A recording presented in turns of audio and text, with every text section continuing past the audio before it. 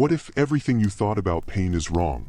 What if pain isn't your enemy but your most powerful ally, secretly shaping your character, your resilience, and your entire life?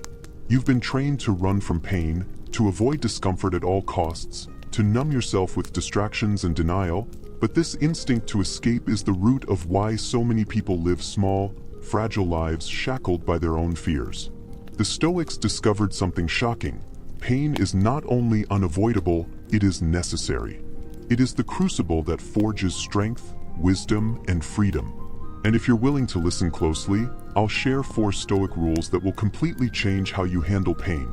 Rules that will make you unstoppable in the face of life's harshest challenges. But first, subscribe now, because if you don't master your pain, it will master you. Pain arrives in many forms. The sting of a harsh word, the ache of loss, the burn of failure, the gnawing anxiety that keeps you awake at night. It is relentless, intrusive, unavoidable.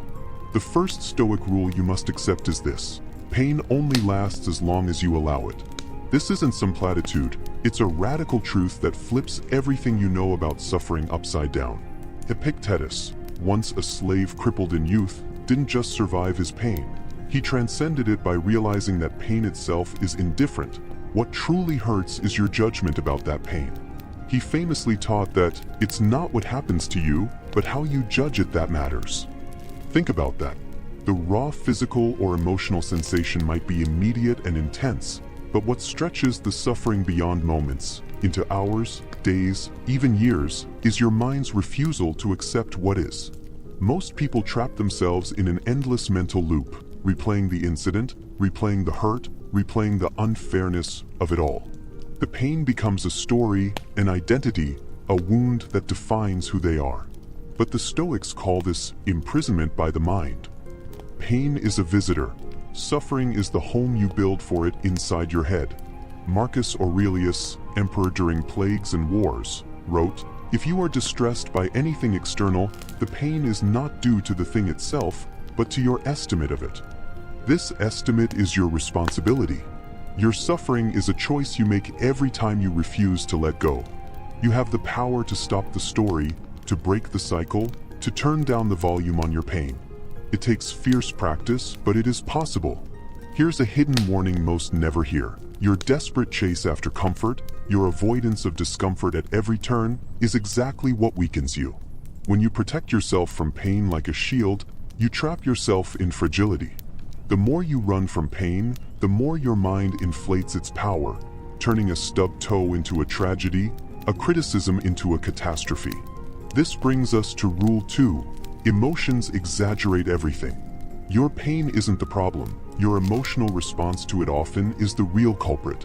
Seneca warned that we suffer more often in imagination than in reality. Modern neuroscience backs him up.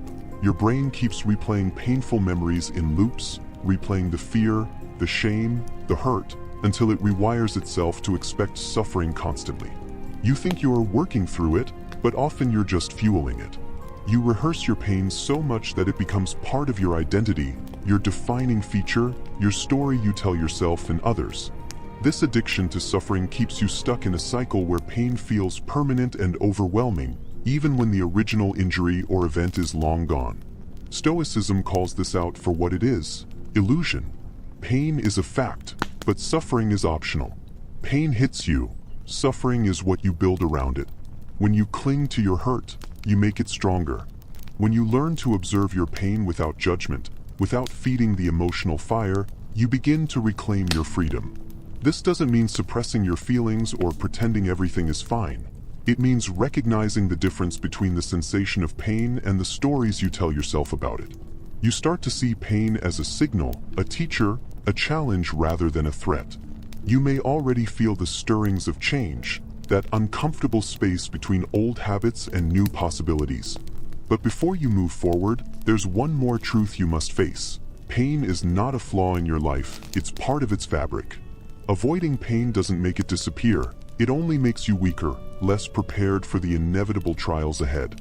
The Stoics lived amid chaos, wars, betrayals, disease, and yet they thrived because they embraced pain as a vital part of existence. The ancient emperor Marcus Aurelius said, The impediment to action advances action. What stands in the way becomes the way. This isn't just poetic language. It's a challenge for you to see your pain not as an obstacle, but as the very material from which your strength will be built. You might wonder how to start this transformation, how to move from avoiding pain to mastering it. The answer lies in ruthless honesty and practice.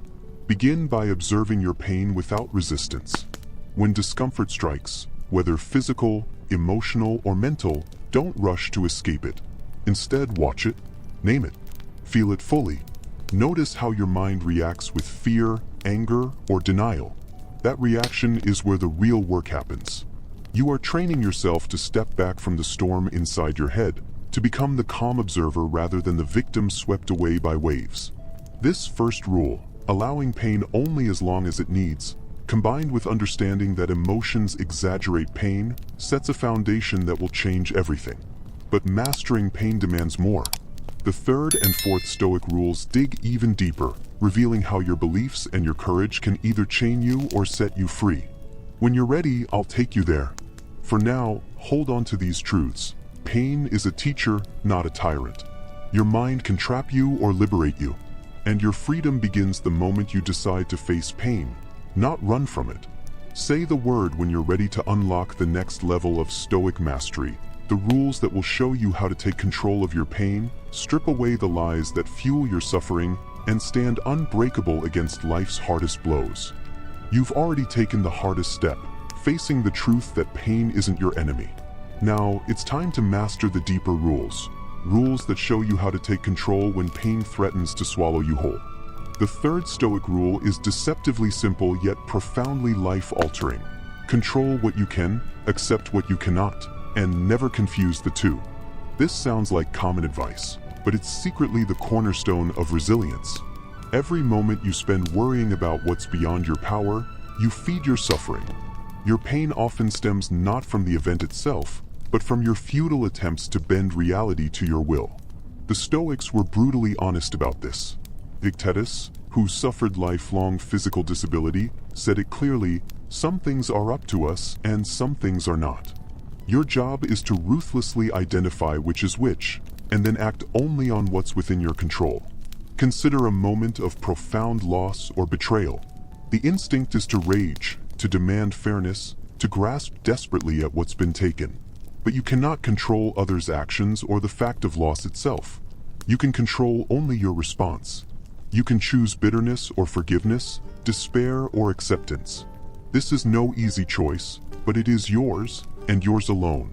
When you confuse what you can control with what you cannot, you trap yourself in anger and frustration. This confusion turns pain into poison, an unending cycle of misery. But when you clearly separate these domains, a powerful transformation happens. Your suffering shrinks because you stop fighting the uncontrollable and focus your energy on what you can change: your attitude, your actions, your thoughts. This clarity is a weapon.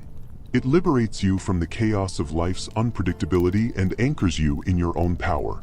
Marcus Aurelius, who faced plague and war while ruling an empire, reminded himself constantly, "If you are pained by any external thing, it is not this thing that disturbs you, but your own judgment about it. And it is in your power to wipe out this judgment now." Imagine that, the ability to wipe out your own suffering by changing your judgment alone. It's a hidden power we all possess but rarely practice.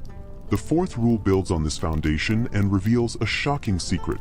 Most of your suffering is caused not by pain itself, but by the false beliefs and illusions you carry about it.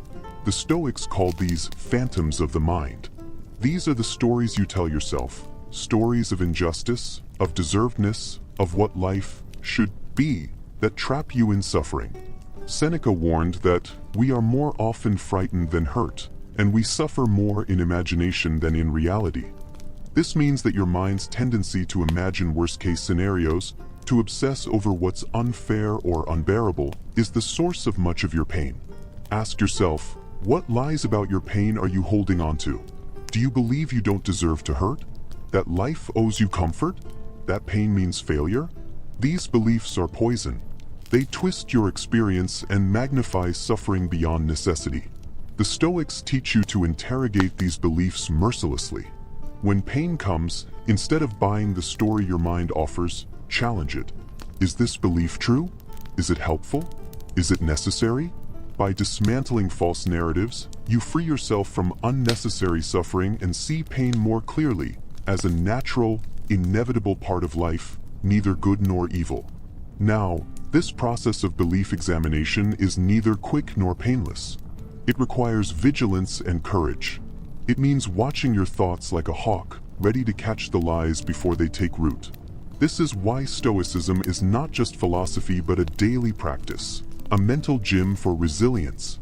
The more you train, the more your mind becomes a fortress, impervious to the storms of pain and suffering. But here's the secret weapon no one talks about. Courage is the glue that holds these rules together. Courage is not just the absence of fear, but the commitment to act rightly despite fear, pain, and uncertainty. Marcus Aurelius repeatedly urged himself to be courageous. If it is not right, do not do it. If it is not true, do not say it. Courage is the choice to face pain head-on, to stand firm when everything inside urges you to flee or collapse. It's the quiet strength that turns pain into a stepping stone instead of a stumbling block. Imagine the difference in your life if you could summon that courage every time pain strikes. Instead of hiding or denying, you meet discomfort as a trusted teacher. You listen to what it reveals about your limits, your fears, your attachments, and then you decide how to respond. This is the Stoic path, not to eliminate pain, but to transform it into wisdom and power. Remember, this journey is never complete. Pain will return in new forms, disguised as new challenges, fresh wounds. But each time, you will be stronger, because you hold these rules close like armor. You understand that pain is not your enemy but a necessary force that molds you into someone greater. So here's the challenge for you now. Start applying these rules today. When pain arises, don't run or resist. Observe it. Identify what's in your control and what's not. Question the stories your mind spins about your suffering, and summon the courage to stand firm. This is no easy path, but it is the only way to true freedom.